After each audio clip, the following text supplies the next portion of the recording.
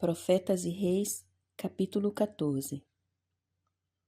Por isso, apegue-se a Jesus.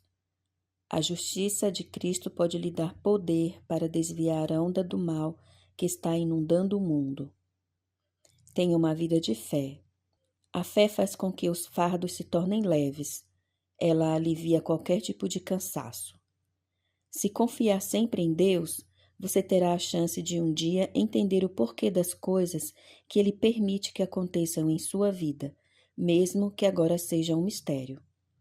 A história sagrada foi registrada para que a mesma fé demonstrada pelos servos de Deus no passado possa atuar.